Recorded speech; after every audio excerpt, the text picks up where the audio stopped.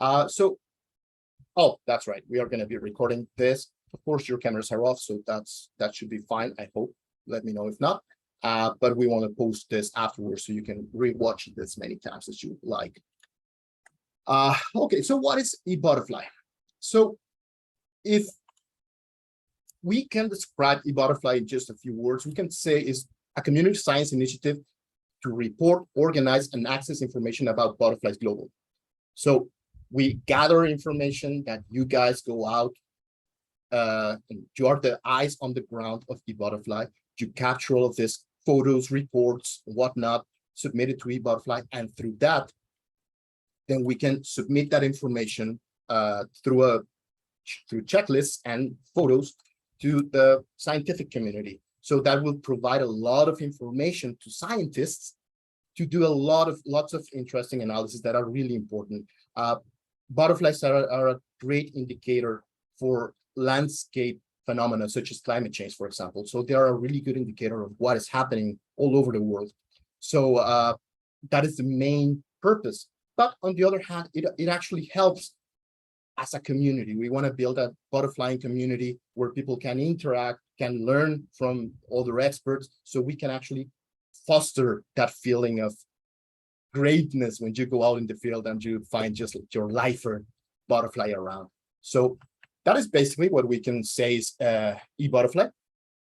And I mean, I'm pretty sure you've heard of many other initiatives around that are similar to them. We can say, for example, Field Guide, iNaturalist, and many others. But why eButterfly? Why is it so important, eButterfly? Why do we feel so proud of being part of eButterfly? Well, specifically, it is the fact that we have a checklist approach. So a checklist approach, basically, it is that, let's say you go out in the field and you find these 5 butterflies flying around. So you have 2 options. Either you submit to your community science platform, that you saw 4 monarchs, and then another submission that you saw 1 blue papilio. That is just your submission.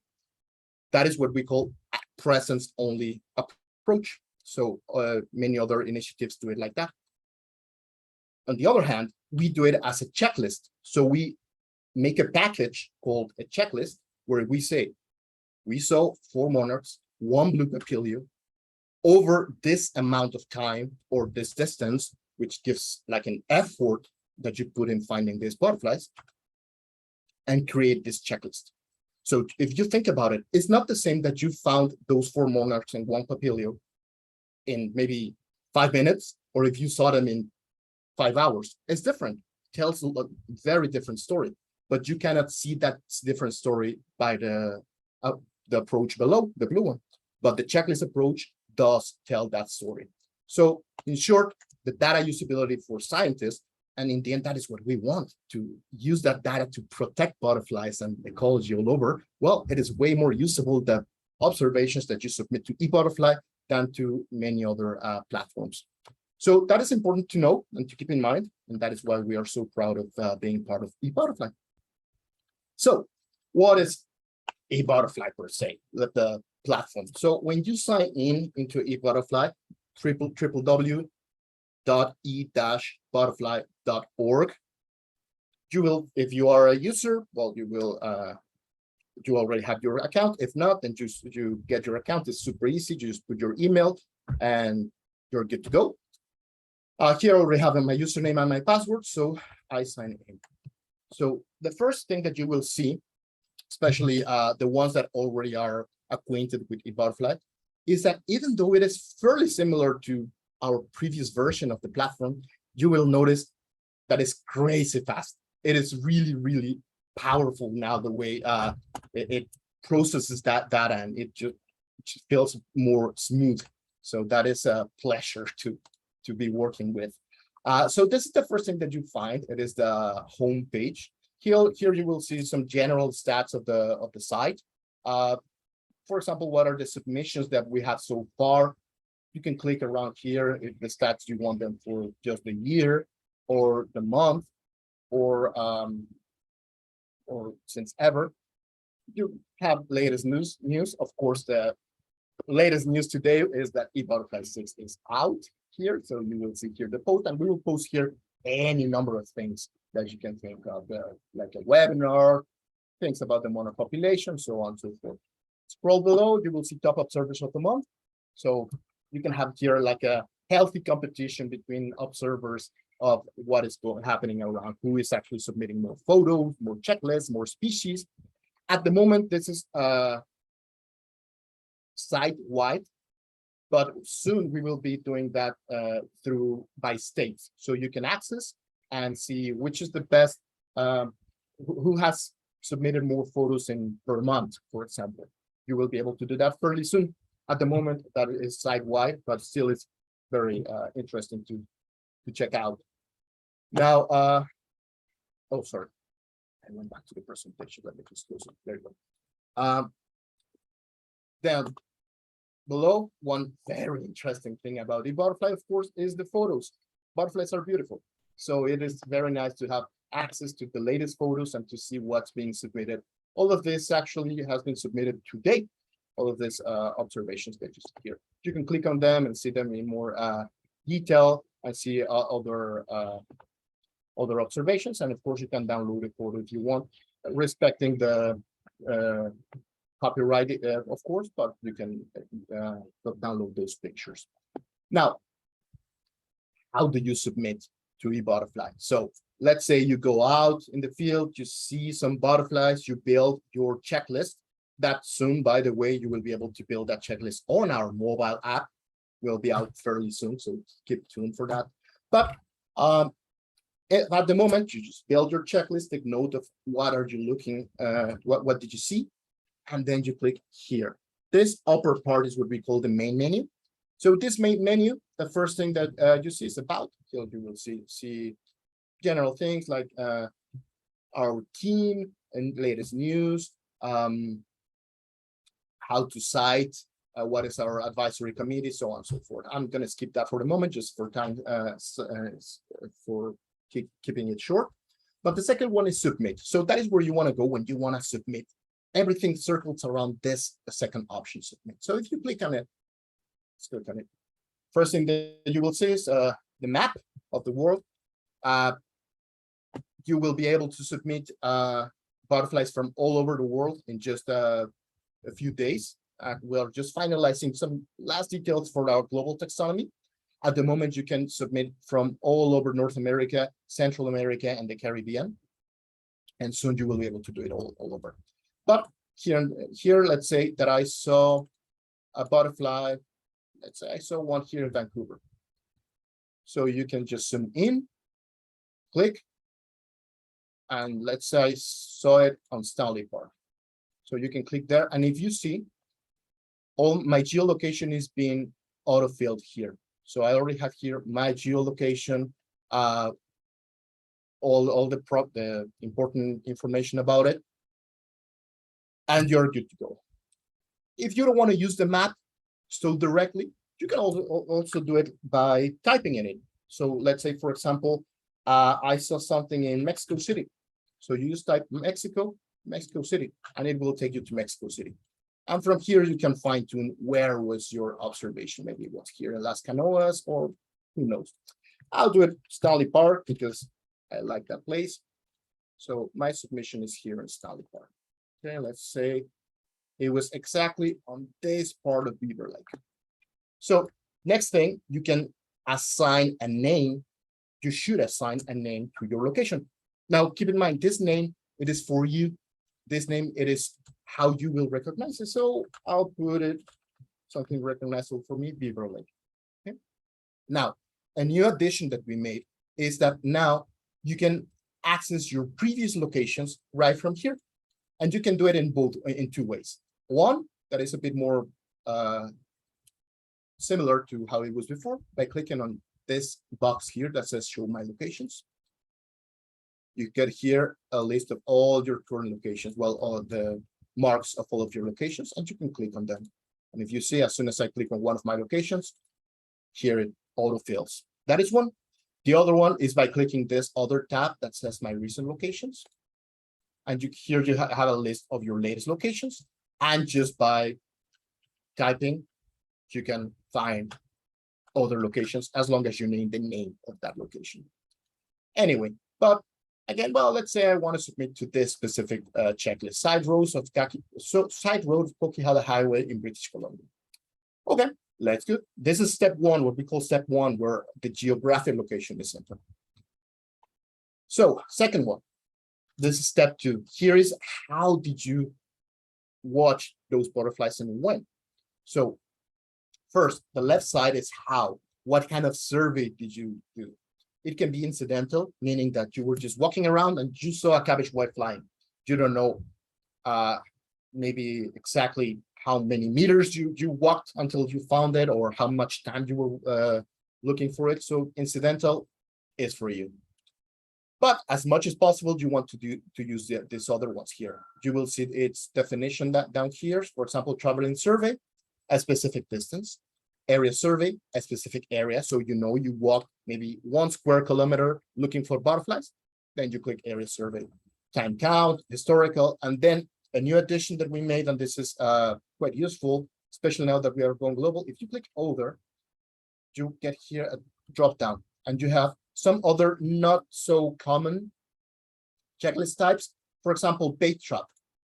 So bait, and here you have the description of bait trap, and if you saw the right side changed. For example, the case of bait type, I get this drop down where I can choose what kind of bait I use to attract my butterflies. So in this case, let's say I want to do a traveling survey, and I did it yesterday. So you click there, and here, of course, if it is a traveling survey, it asks you how much distance you walked.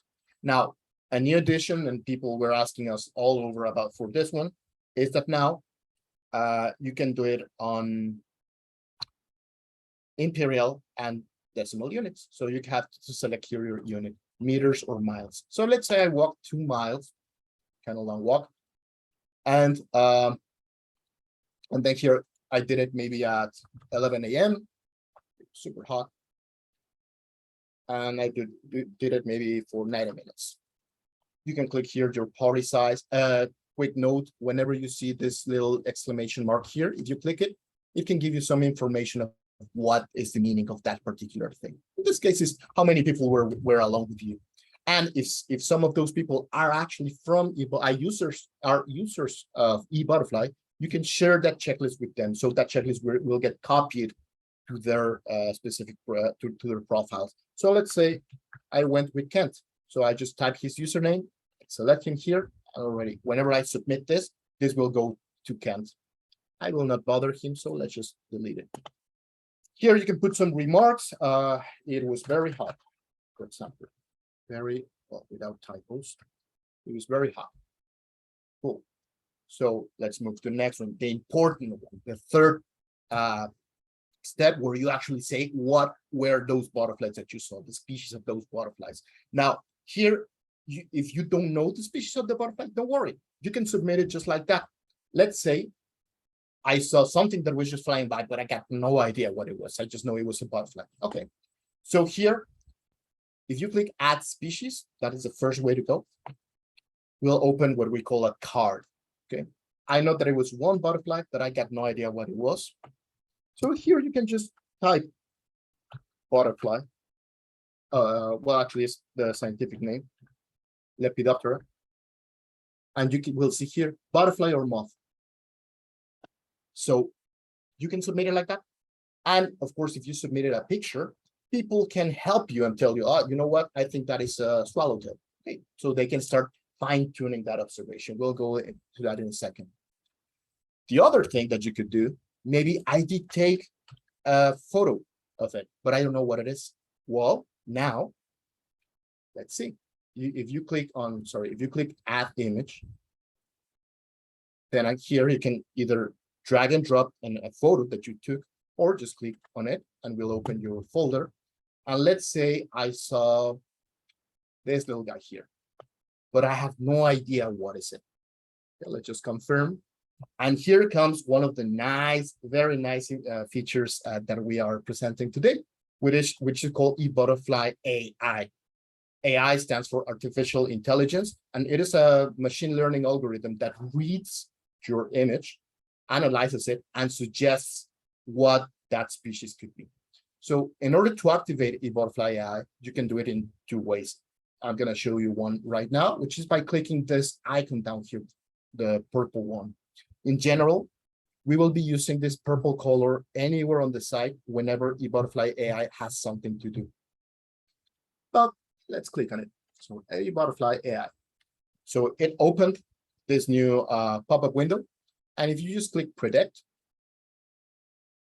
it will read the image. And oh, look at that. It is a green coma. So you can click on the green coma and you can say, okay, I reject the suggestion or I accept it. Let's say I accept it. There you go. You have your green coma ready. So from this from this observation, okay, you can change here the number of butterflies that you saw.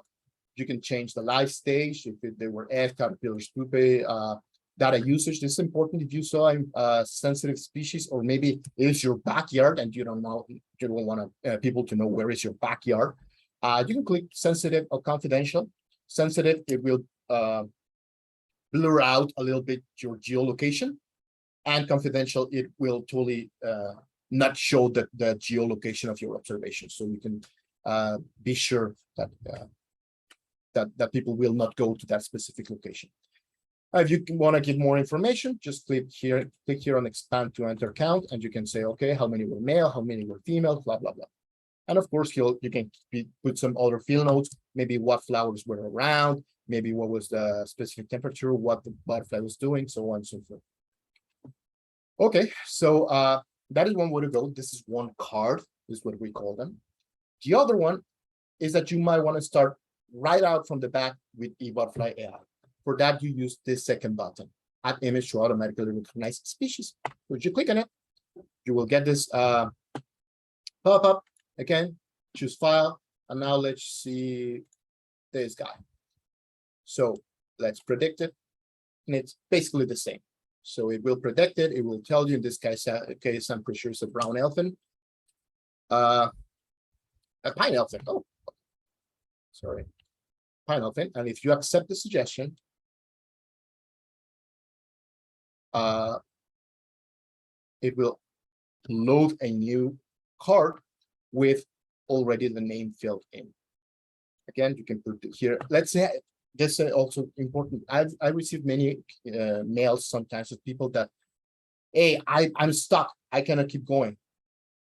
Most likely it is that people didn't put this number here. So they have this message, number is required. So if they click finish, it will not go through. It will not allow them until you put here, okay, there were 2. There we go. You can finish it. Okay. The other way, the other thing, whenever it is not a incidental observation, it is assumed that you actually did a checklist.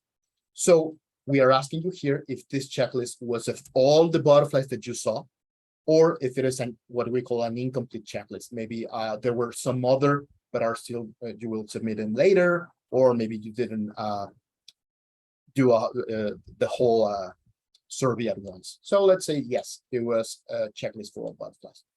Finish. So if you see now, here I have where is the location that was submitted. I have here my observation, my 2 observations, and all the information that I provided. Now from here, this is just for you to double check that everything is okay. If something is not okay, you can click this little icon of a pencil, which will allow you to go back and re-edit any part of your checklist. Okay.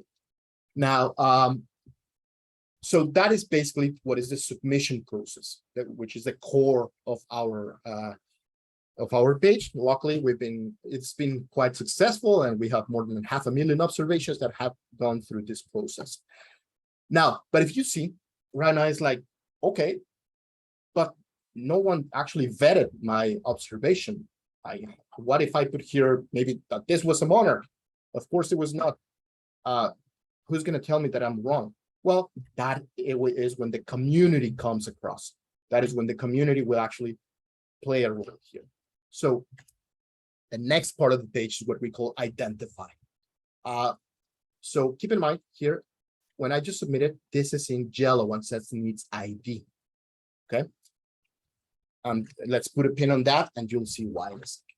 So now our approach to identification, to vetting, is a crowdsourced approach. We trust in all of you, but we trust in the community. We trust that the community overall, by voting what is the actual ID of that species, they will come with the best outcome down the road. So I'm gonna open a quick PowerPoint here. Let's assume that I submitted this monarch. So whenever I submit it, this is what the program is getting.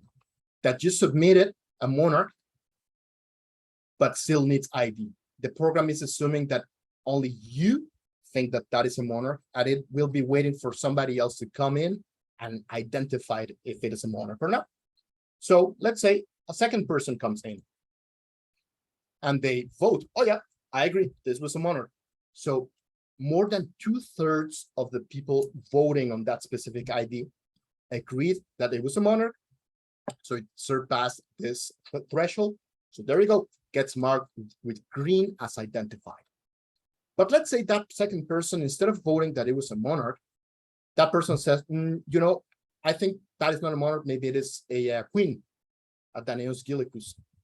So if it is a queen, then you see it is below that 2/3 threshold regarding species, but both species are from the same genus, Danaeus. So we agree that it is a Danaeus, but that we don't know if it is a monarch or a queen. So it gets marked as genus identified, and the same happens with family. So let's say a third person comes in and says, nope, I think that is a monarch. So that will surpass that 2/3 threshold and will get back marked as identified. Now, most likely it has happened to you. This happens quite frequently on iNaturalist. They do something similar, but they give everyone exactly the same level. Even if it is the first time this person sees a butterfly on their life, or if you're a well-seasoned butterfly expert, your vote is totally worth the same as a new person. And sometimes that is a bit annoying because you're sure that you submitted a monarch, and then comes one person and says, oh, this is not a monarch, this is a fever, and it will go through. So we wanted to give a bit of a balance there, acknowledging the experience of our users. For that, we have this 4-tiered system where new users you will find these badges all over the site. When they have this badge as new, means that they're new users, and they have just participated by identifying between 0 and 99 records. This badge means that their vote is worth 1. When they submit more than 100, then they get upgraded to guide. So their vote is worth 2 votes. And they need to at least have submitted 25 records of their own. The same with expert. Now they are worth 3 votes, 1,000 IDs and 75 species submitted. And as curator, which has basically an overriding power, 4 votes, they must have more than 10,000 identifications and 250 species submitted. And even though this might look like a lot, we have a good number of curators that are already up there. Anyway, so there's a quick summary of that.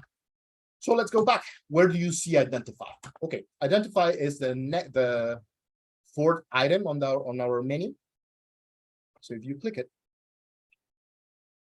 you will see here all of the most recent observations. And if you say, for example, you know what, I'm only an expert in Vermont butterflies, you can here filter it. Here we have our filters. So yeah, just Vermont butterflies. So I just want to see at those. There we go, only Vermont butterfly. And you know what? Also, I don't want to be looking at things that don't have a photo that maybe I have no idea, which still you could know just by the season and the location if it is the correct idea or not. But maybe you only want the ones with photos. You click on advanced filters and you will see life stage, status, maybe a date. Maybe you just want between the last week submissions, whatever, or you only want photos. So let's do something. I only want to see photos from my good friend Kent McFarland from Vermont. There we go. He just submitted all of this. So I will go and just drill on his observations to make sure that actually he did a good job or not. And he did. For example, if you see, he just submitted this yesterday, this clouded sulfur. And yeah, indeed, it is a clouded sulfur. So let's just click on the image and it opens this pop-up window where, if you see Kent, which is he's a curator, by the way, says that it is a sulfur. It's showing me here the picture. And I can say, okay, I agree, or not, I don't agree. In this case, I do agree. So I just click agree, and it will add my suggestion here. But let's say I don't agree, and I'm not gonna submit it because he will get mad at me. But if I don't agree, here, if you click the second tab that says identify, you can submit here. You can submit here another species. Let's say it is a giant sulfur. So here's giant sulfur. Ideally, we would really ask you, whenever you disagree with someone, down here, type down why. Hey, this is too big for a clouded sulfur. I'm pretty sure it's a giant sulfur. So you just type it here, and that person, this time Kent, he will receive a notification like, hey, Rodrigo just disagreed with your ID. Go and check it out. But okay, I'm not gonna piss off Kent, so let's just agree with him. So I'm agreeing with him, and now you will see something interesting. The page reloads, and I don't see his identification here anymore. Where is his record? Was it deleted? No. The problem is that this list only shows you the records that are available for you to identify. If I already participated in that one, I should not see it here. But still, if I want to see a little summary of what I have been identifying, well, here, the second menu that you see here, which is called the user menu, you click on my identifications. Oops, sorry. Oh, let's do another click. You will see here. Here is his ID. Okay. So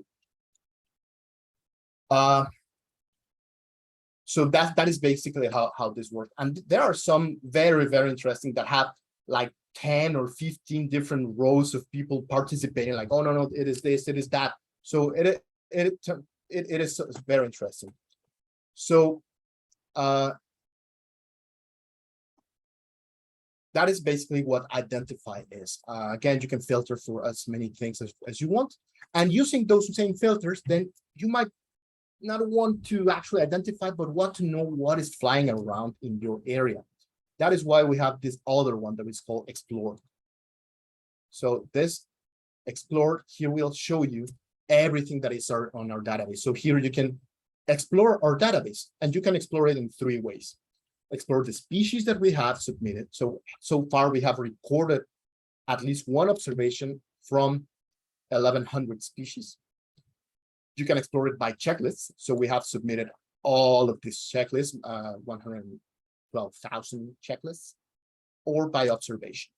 So again, all of the observations.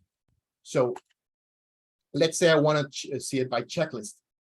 So here in checklist, you can see either by list, as you see here, or down here, you can select that you want to see a map of them. So you will get here first a heat map of where we have more checklists. And if you zoom in into a specific place, which I will not do right now for the sake of time, you can actually see the specific checklist there. But let's go here and let's see, for example, this person, Metalmark, this user Metalmark, he submitted what checklist of 13 different butterflies. I can just click on this blue number and go to see his checklist and see. For example, he didn't submit any photo, but submitted all of these observations. So again, I could just go through all of his observations and say, okay, this makes sense with the season, the time, the day, the location. Oh, I'm pretty sure, yeah, this is a great Spanglebird fritillary or not. And I can do it from here from identifications. So let's just agree with him that this was a fritillary. Here is marked by me. Okay, so in Explore, you can also do some other things. Maybe you have a burning question about a specific butterfly. Okay, for that, and this is just one way of doing it. You can do it. There are many ways of accessing this. You can click on Profile, and you will get here a list of all the butterflies within our taxonomy, not only the ones that we have records, but all of the ones that we have around taxonomy that are more than 3,000 currently, and next week will be 22,000, which is worldwide. So let's say I want to know more about the Clodius parnassion. So if I just click on this little guy, it will open the profile page of this specific butterfly, where I can see the flight, when are they flying actually, in which week. So for example, the peak for them is the week 27 of the year. This is based on our own records. And you can see here a little bit about themselves. This is pulled from Wikipedia. But you can also see a map where they have been seen. So here the map will show you again a little heat map. In this case, they are West Coast butterflies. And you can see their taxonomy. So you can see here, okay, it is part of the Parnassian species, part of the Parnassus genus, subfamily Parnassinae, so on and so forth. So this is fairly useful, but also, I'm just gonna go back, if you excuse me for a second, to identify. Let's say this is silver spotted skipper, and I want to make sure if I don't remember how they actually look. Well, if you click not the photo, but the name of the species here, silver spotted skipper, it will open the species profile. Let me just check all the photos that we have about it. Yeah, indeed, that is a silver spotted skipper. So you can go back to it, and from here, from the quick agreement, just click agree. And I already agreed with this user, John Haas, that this is a silver spotted skipper. So that is basically how we keep improving every day our database to make sure that it's accurate enough. Okay, so now I'm running a bit of out of time, but I want to show you a couple of two things that are very, very interesting right now. So one is projects. So if you are, for example, part of a blitz, you are coordinating a blitz or a survey, or maybe you tend to go to a specific park always, or a club, whatever. You can create a project by yourself for that specific location, species, time of the year, users, whatever you want. So, for example, this is for Ingham County in Michigan. This is the Vermont Butterfly Atlas. And you can create here just by creating new. I'm not going to create one. I'm just going to show you how it works. Here we have a little video that will give you a little step-by-step of how to do it. And you will see me there as well. But here, basically, this is the creation window. So you can get project summary, project name, put some personalization to the project. If you want to include specific users to that project, include species, for example, include users. This is fairly useful if you're let's say a teacher and you want your classroom to have a small project of butterflying. You put here the name of all your students. Of course, they need to have an eButterfly account, and that project will be only for them, and you can make it private. So all of their information, all of their observation, all of their locations remain private. So again, maybe you only want to know what they did between, I don't know, the last 2 weeks. You select it here from this little calendar, just select it here, and also geolocations. You can select, I only want the ones that happen in British Columbia, or for a specific species. I only want, for example, for monarchs. Very soon, not right now, but very soon, maybe next month, the latest, this include locations. You will be able to upload personalized polygons. So you can draw a polygon and say, just from this little polygon is where I want to see butterflies. So, for example, we have here, that is monarch butterflies. So I made this project, I work with monarchs. And here, you just by clicking on it, you can see all the observations related to monarchs, eggs, caterpillars, adults, all the observers who are the top monarch observers. And by the way, if I am only an expert in butterflies and I only want to identify butterflies, if I click here, identify this red button, it will take me to identify, but filtering only by monarchs, by suspected monarchs. So I can go super quick here and say, oh, this is a monarch, yes, and this is a monarch, yes, and this monarch, yes, and super quick, I can go identifying everything. So The last thing that I want to show you about Explore, that is also fairly good for you to know. Let me open it like this. You will see sometimes the user names all over the site. For example, this user, Jonas or Metal Mark or whatnot. If you click their username, you can see what they have been doing. They can add their bios here, their photo. This user hasn't put a photo. Their rank. This person, for example, is a guide. How many species checked, so on and so forth. Their recent photos. And if you want to do the same for your own account, just click here on your user menu, click my profile, and here you can update all of those things for you. As well, you can change your password from here. Okay, so from this menu, I'm not gonna go into it because it's a lot, but there are many things that you can check from here. I'm just gonna check my eButterfly, where you can see your stuff, your observations, organized by country, by checklist, by photos, by observations, your projects, the ones that you are enrolled in or the ones that you coordinate. You can see them from here. So all of this are your things from this menu.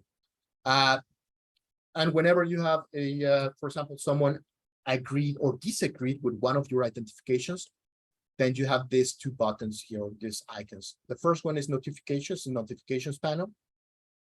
So you will see here all the identification history, okay? And you can filter here. I want to see just the people that disagreed with me. So no one has disagreed with me until this person free flying a month ago, they disagreed with me regarding esoteric Calanaus. Okay, then I can go here from quick view and see, or to go observation and check why they disagreed with me and see if they were correct or not, and just keep the conversation going. Same, you can see here mentions and comments. Just whatever is happening around your profile.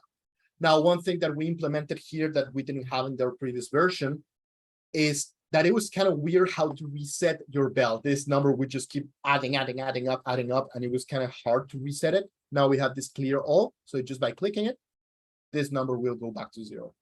Okay. Now the other one is the inbox, and here you get direct mails or internal mails. For example, if a person shared a checklist with you, you will receive a notification here. For example, I think I don't have any shared checklist right now with me, but I can check from here if someone shared a checklist with me. I can either accept it or not. Sorry, I went really fast in that part, but I'm running out of time. What else here? Of course, you have the donate button. Feel free to go there whenever you want. And the next thing, and it's the last thing that I'm going to show you here, but it's very important, we're super proud of it, is that we now have a dedicated discussion forum for all of you. So now if you see on our user menu, on our main menu, next to help, which by the way, whenever you click help, you can you can find all the help files that we have and also send a direct message to me. Just be aware of that. But next to it, we have the forum. So let's click on it and see what happens. So right now I'm already logged in, so that's cheating. So let me log out. Whenever you click on that button, you will be taken exactly to this screen here. You need to get a separate account for them. It's again super easy, and soon we will be able to merge those two accounts together, but not at the moment. But it's just 2 seconds. So you log in. And here you have all the topics. Most likely you will see less than what you are looking at here, because since I am an administrator, I have some that I see all of the topics. But each and every one of you will see a different version of this based on, for example, which projects you are enrolled in, which level of user you are, so on and so forth. And we will keep growing this over time. But important things that you can see here is, for example, news and updates. You can see them from here. Of course, the latest one here, eButterfly is here. Let's see what they say. Oh, look, is the post about that we just launched this new version. Interesting one, butterfly identification. Whenever you have a really difficult one, you can post it here. For example, we have this one, this one, where this user posted this little one, and he's not sure if there's a pearl or a northern crescent. So here people are starting to discuss why is it this or that. So we have identifications. Sorry, I went back to. We have natural history. So this is more about general information about butterflies. Feel free to post whatever you want here about natural history. Most of you might be even more experts than we are regarding butterflies. So feel free to use this. User stories again. Each butterfly outing is an amazing story. Feel free to post them here. We have, for example, an expedition to James Bay on 2018. Crazy place for fritillaries was given by Peter Hall, so on and so forth. So feel free to use this, and we will be happy to read them and share them for sure. Tutorials, we are pasting here all our help files. We are pasting them here. Then here in tutorials as well, feel free to post questions. If you have a specific question about the site, you can post them there, so people can help you, like as a community. And of course, I am always logged in here, and I will make sure to reply as soon as I can. Bug reports, hopefully this will be in 0, but we are aware things are always perfectible. So whenever you find a bug, if you want, you can just go here, open a new topic, and say, hey, this is happening. How can I fix it? What can I do? So on and so forth. So we can keep a track here of bugs, and you can see if that has been already reported. So that is always good. And yeah, basically that's it. Now again, soon we will make this way more complicated and well, easy, but with way more features. For example, every time that you open a new project, you will get a personalized channel for that specific project. That is still on the making, but will come fairly soon. And I think that's it. I don't know if Kent, did I miss any important feature here? No, you covered a lot of ground, Rodrigo. Thank you very much. Well, no problem. And sorry if I went super fast. Hopefully that was not too overwhelming. Of course, again, this has been recorded, so we will be posting it, so you can re-watch it as many times as you want. But in the meantime, I am opening allowing you guys to unmute yourselves. So feel free to unmute and ask any questions if you like, and I'll be happy to answer them. Yeah. Someone asked a question in the chat earlier while you were presenting that I thought I'd just bring up real quick because it was an important one, and they wanted to know how valuable submissions without photos are. And I just commented that, like, incredibly valuable. Like, we want every butterfly you see to be reported on a checklist, because complete checklists are really the bread and butter of our site. And we're not going to get a picture of every butterfly species we see when we're out butterflying. Some of them are too fast, or we only see them through our binoculars. So for sure, everything you count, you should put on there, even if it's just a site record. And we even want people to help us vet the site records. So if you see a site record that has no photo, what you do is you look at that and you say, well, okay, it's during the normal flight period for this species, and it's probably in this region. Yeah, you probably could have seen that, and you can say agree, and you're only agreeing that they likely had that site record. You're not agreeing that they were 100% right. You're just saying that's plausible. And so when you do see records that don't have photos, it helps us a lot if you can also help us vet those too. It just helps bump them up a little bit to say, like, yep, that's totally plausible. So yeah, recording everything you see is really, really important, right? Absolutely, Ken. That's very true. And also on top of that, maybe you were not able to take a picture because those things fly fast sometimes, but you are very sure what color it was, what size it was, maybe in which type of habitat it was. So if you are able to put in comments or the observation remarks, you can type in there like, oh, it was small and white, and it was flying like crazy. Okay, so my people might say like, oh, most likely it was a cabbage white. So that might help a little bit, but yeah, please feel free to submit like that. And that reminds me, the other thing is you don't have to put the species in. You could say, you know what, I know it was a swallowtail that flew by me really quickly, but I don't know what species.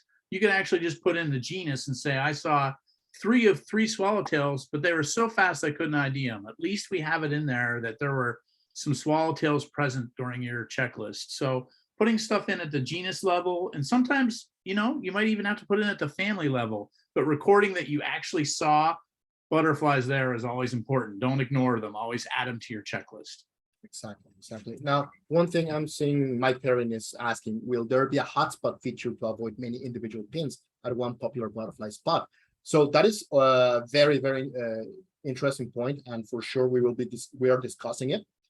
Not at the moment, but whatever submission you do right now, even though you start getting overlap pins, whenever we bring that feature out, all of those pins will get merged.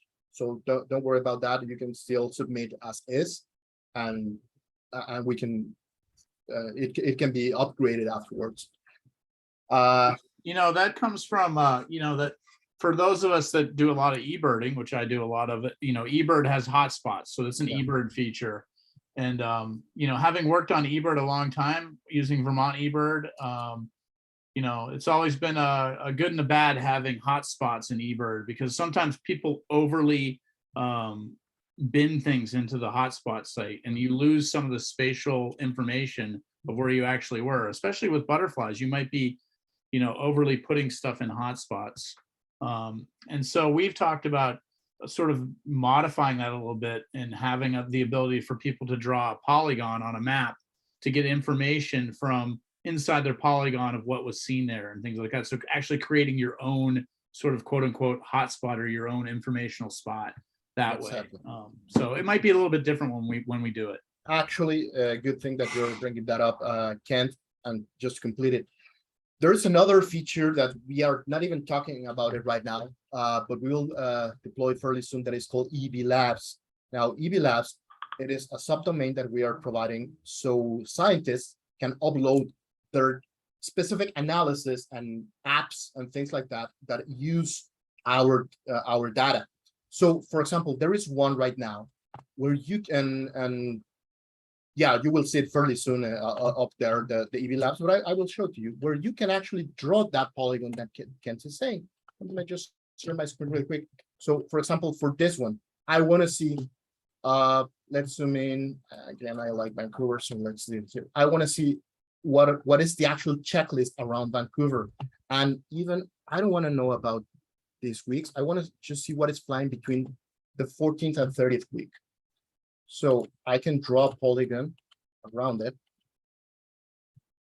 So after a few seconds of thinking and processing, it will give me all of the observations that are happening there, all of those observations, and flight charts of each of those butterflies that are flying around. So this is super powerful, very nice.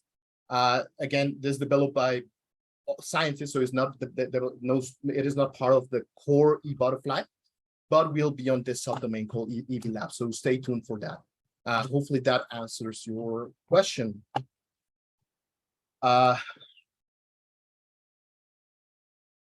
Sorry, just want to answer. Dale Buckner is asking about time survey. We do have time survey. So on the checklist types, we have area survey, distance survey, time survey, and a specific type of survey such as fixed time, polar walk, and bait type. So yes, we do. And of course, for example, the fixed time, which is a fixed 30-minute time, that was a special request from India. In India, they do it 30 times. That's the only 30 minutes. That's the only thing that they do. So if you are coordinating a specific butterfly monitoring system that uses like more personalized type of checklist, let us know, and we can try to accommodate that and expand that type of survey. Now, sorry, Herb Wilson, how can you find out your status, guide, expert, and curator? So the easiest way for you is to go to your profile, to your user profile. So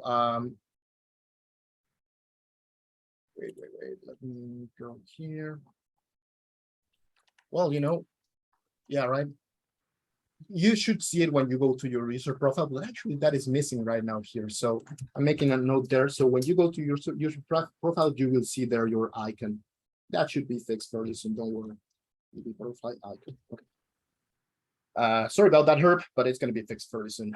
Now, Patricia Warrior, what about butterflies where there are many in your area? In my area, there are lots of white butterflies. Well, feel free to submit them. Now, it's a general consensus. Try to avoid it as much as possible. But if you see so many butterflies that you were not even able to count them, instead of putting a number, you can put an X.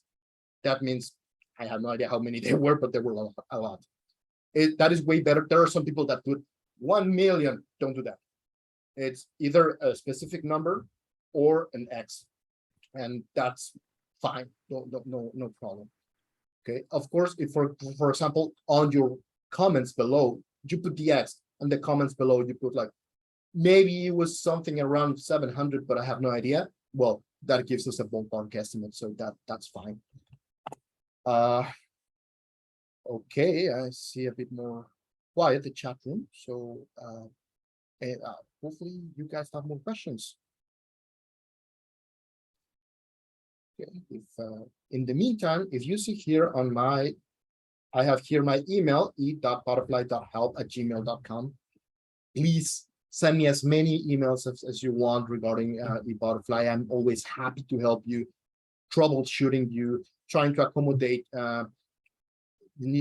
improvements. So most of the improvements that we did on this version actually come from that feedback that we received from you. So keep the feedback coming, either on my mail or now that we have the forum. In the forum is also a really good place where to do that. So we'll be happy.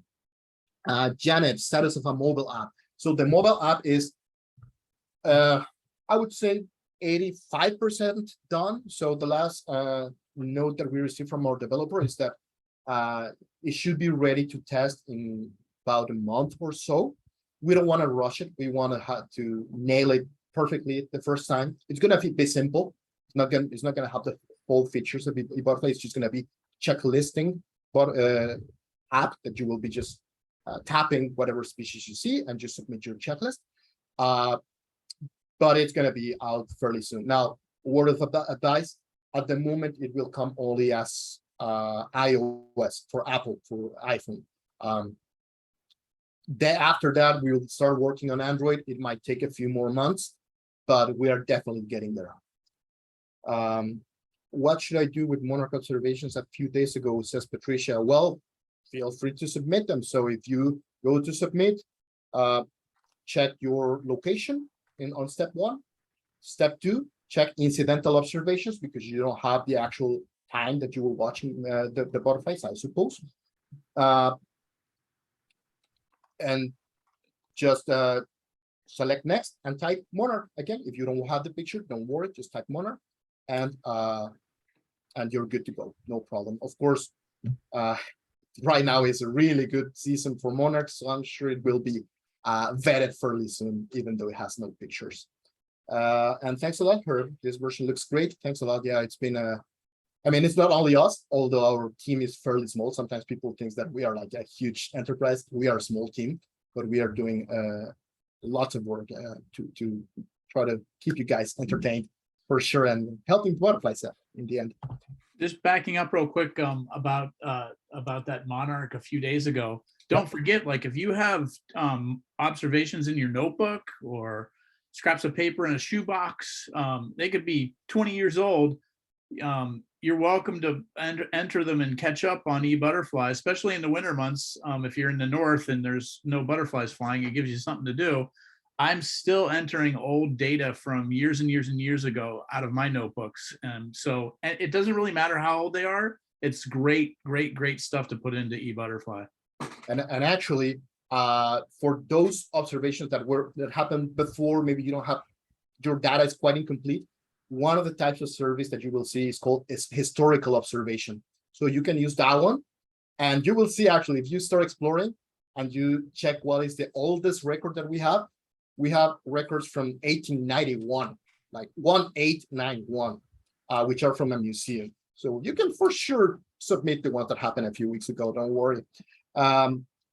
Yeah. Thanks for your nice words, Keithy. So yeah, we're getting there for sure. And yeah, we're going global fairly soon. Well, again, we don't want to push it, but should be fairly soon. And you guys will start seeing butterflies from India, from China, from anywhere. That's going to be super fun. Please stay on top of our social media, Instagram, Facebook, Twitter, because we are posting a lot of our updates and whatnot there. And it's always nice to see you there. Perfect. Thanks a lot to all of you guys. It's really kind of you. Perfect. So if no further questions, right at the hour. So this was a perfect webinar. Thank you so much to everyone. Have a great day and keep enjoying this butterfly season. Oh, and please share this with everyone. That would be awesome. Take care. Thank you, Rodrigo. Bye. Thanks, everyone.